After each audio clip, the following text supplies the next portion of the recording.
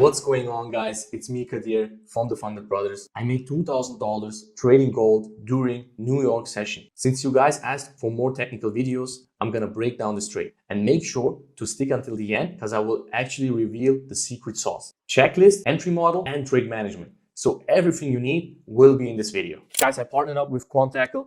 I will give away one prop firm challenge.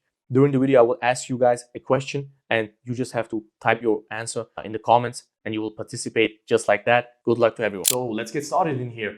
What do we have in here? We are in New York session. So let's check the daily first. The previous daily candle did close really strong bullish and reacted from the daily fair value gap right there, right? So then the 4-hour candle right there, what do we see? It reacted from the 4-hour fair value gap as well. So it's a no-brainer for me to look for buys in here. And that's why I was really looking for the buys. But we needed the confirmations. Why? Because we had that news move where we went up, then went down, reacted from these areas, and then had the push up higher. As you guys know, a key element in my trading is timing, price action, and point of interest, of course. So the timing here is perfect. Why? We have NYSE. NYSE did a manipulation candle closure. What is a manipulation candle? Some of you guys may know it already. It is a candle that breaks the low if it's bullish, but then still closes above the wick of the bearish candle. So it's an engulfing candle, but the difference here is, and that's a big difference actually, and it's a detail that is quite important. Why? Because an engulfing candle may not take the low, but with the manipulation candles, you need the high or low to be broken in that case, depending on if it's a bullish candle or a bearish candle, of course. Anyways, so price pushed up here, reacted from this 5-minute imbalance. And after we have that break of structure closure, for me, it is crystal clear that I will only look for buys and I'm looking for a continuation move, yeah? So I'm not aiming for an unrealistic target. I am aiming for that 1-hour supply up there. So my target is there. What I only need now is my entry model. Let's see how I got the entry model. Let's play the candles. So right here, already a rejection, but right here we had another news. It was consumer sentiment news, if I remember right. Yeah, right here. So this is now really tricky because we had a 5-minute candle, again, engulfing manipulation candle to the downside. So you may even switch your bias, but the key part here is that we didn't break structure. If you guys look at it, we did not break structure in here. So I'm still looking for the bias because we are only breaking structure to the upside, not to the downside. So let's play a few more candles. Let's see. Okay, this one was a bullish candle. And this is confirming me what I call a negation, because you have a bearish candle, but then you're breaking the low and seeing the bullish closure. This for me is a negation, but still not enough just yet. So what I did from here then, I dropped down to the lower time frames, to the 1 minute, and I'm seeing this fair value gap in here getting rejected on the 1 minute. So from here on, I waited for one more retest right there. And right at the open of that next candle, when we were breaking the high, that's where I entered my trade right there at this closure. And then after this closure, since this closure is confirming me the break above this area, since we are closing above this area, I entered another position, a scaling with the stop loss down below. Pretty much the same trade, but I did risk way less on this trade. So now I executed the position. So the main stop loss is right here, and I'm risking not much on these positions, you know, because I had a 2 lot in here, about 10 pips stop loss, and the 3 lot here, right about like 18 pips stop loss. I am risking around about $600 in here, but I'm trying to aim for a good risk reward always, you know. So let's see what price does from here. We are pushing in here, and also to mention, this is also the break of the 5-minute candle high. So that's the key thing as well, that we're breaking that 5-minute high. That's why we entered exactly the position. Let's see what we're doing here. We're pushing. Okay, right there at that sweep already. Now, by the way, the target was here to the 1-hour supply, but you guys gonna see it's not gonna hit the target just yet. I did close the 2 lot right around here.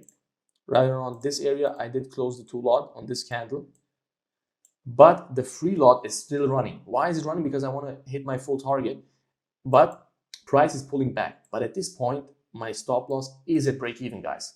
The 2 lot is gone, but the 3 lot is still running, but my stop loss is at break even. Why is it at break even, guys? This is a really key thing in here. And that's why trade management is super, super important. You're seeing this high being swept. So this high was swept, and that's my reason why I put my stop loss at break even. So anyways, trade did play out still, and price respected that area, because my whole idea was that the key level, the 2650, is being respected, and we did respect it. And then right around this area, I closed that free lot. Why did I close the free lot? Because it's one of my rules that if a 30-minute candle is coming and I am at an area where price could reject, I just close my position and wait for another entry, because these are small positions anyways. This is one of my low risk accounts, and I did risk pretty low, as you guys see from the stop losses and whatever not. I did risk low, so I closed the position right there, but I did manage to get another entry right there. So I closed that position around this area. This is my average closure, I would say. But then I managed to get another entry. So price did push almost to the supply, tapped it, and then came back.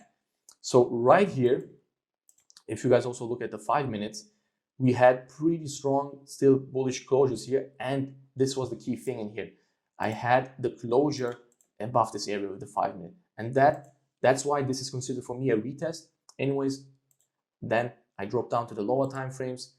I had my first try, I got actually stopped out. My stop loss was below this low.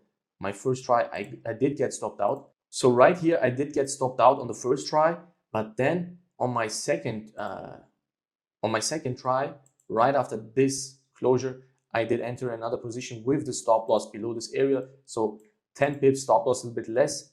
And from there on, price kept on pushing. And why did I enter this position as well? Is like I did get stopped out on the one before, but I entered again. Why? Because the 5 minute already created another 5 minute bear, like a bullish manipulation candle almost. We didn't close above the wick, but we did have the momentum shift. So right there, I ended that position, and that position did not run for too long because we hit TP pretty fast, and just like that, we hit TP, was around this area, around that high, a little bit low, I think. The screenshots you guys will see. But yeah, that's about it, guys. Really simple trade. You don't need much in trading, and on purpose I chose a trading day like this to do a breakdown. Why? Because I could have waited for a perfect day, but I did not do that because right now the markets are not that great, to be honest. But if you know what you're doing and you understand price action, you will still manage to come out on top. Of course, you will lose trades here and there, but the risk reward and the win rate will prevail itself if you have a profitable edge, of course, and then you will still be profitable, guys. So a realistic day, a realistic trading day. I hope you guys liked it, and see you guys in the next trade breakdown with hopefully more wins and also losses, because it's part of the game. And the sooner you can adapt to losses, the sooner you'll get profitable, man. So guys, before we get into the trading advice, the question for the giveaway will be, what is your biggest struggle right now that you're facing in your trading? Comment down below and you will participate in the giveaway. Good luck to everyone. Take care. So yeah, that sums up the week. End of Friday. The trade was taken on a Friday, but it was a really good week, to be honest. But this week, I think, was a good example of really executing on A+ setups, being patient, being disciplined, and actually executing on the A+ setup, guys. Why? Because on Monday, for example, I did have a win, but it was not a great win. It was a small win. But on Tuesday, I had a really big win, like because gold was dropping a lot and I was shorting. And yeah, I just had a really, really good day.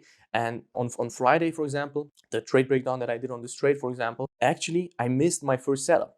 So maybe a lot of you guys had FOMO in that moment, and you would maybe try to force trades and not like wait for another setup to form and wait for your checklist, wait for your strategy, whatever it might be. But maybe you would FOMO. But that's the thing, I think, that's killing like a lot of traders nowadays, to have FOMO, not being patient and not being disciplined. And you can have the best strategy in the world. If you're not disciplined, if you're not patient in the markets, you will not manage to be profitable. That's my honest opinion. I know it doesn't sound that great, but it is the truth, guys. And that's why you really have to teach yourself to be disciplined and patient and just lose these bad habits, guys, because this is really important if you want to do this long term. If you actually want trading to be a career for you for the next 10, 20 years and really make a living out of this, then you have to be disciplined, man, because you can't be an NBA player, you can't be a football player, or I don't know, any type of sport on a really high level without having a system, without having a routine, without having rules to follow, whatever not, because athletes, they have diets that they have to follow, they have strict workout routines and plans and systems. And we as traders, we have the same, but a lot of people don't really follow it, and that's just why to be in the NBA you have to be in the 1%. To be like, I don't know, to play in the Champions League in football you have to be in the 1%. Whatever, not, you know, in boxing it's all the same. If you really want to be in the top 1%, you have to do what the 1% is doing, and that's being patient, disciplined, and having a system, having a rule set, and follow that diligently. You know, doesn't matter what you feel, you just have to follow it diligently. And even if you have days where you have a slip up and you may not follow your rules, if you do have risk management in place, it will still be fine. Because if you have strict risk parameters where you have, let's say, one trade you risk 0.5%, and the second trade you risk 0.5%, and after 2 losses you call it a day, you lost 1%. You can make that back with one trade really, really easily, you know. So that's my whole point in this talk. I just wanted to do a quick talk like this to also give you guys some good trading advice, because I do believe that a lot of you people know these things maybe, but it's different when someone else tells you these things, you know. And yeah, I hope you guys have a really good trading week ahead. And if you guys actually want to learn from me or from Hamza, you can click the link below, the first link in the description. You can learn from us, or also you can follow the trades that we call live, because I do call my trades every day. And if you want to take advantage of those trades, then yeah, click the link below. I'll see you guys in the private Discord, but also we have a public section, so make sure to check that out as well, where we do free trade breakdowns almost daily. So yeah, hope you guys find value, and see you guys in the next video. Take care. Bye bye.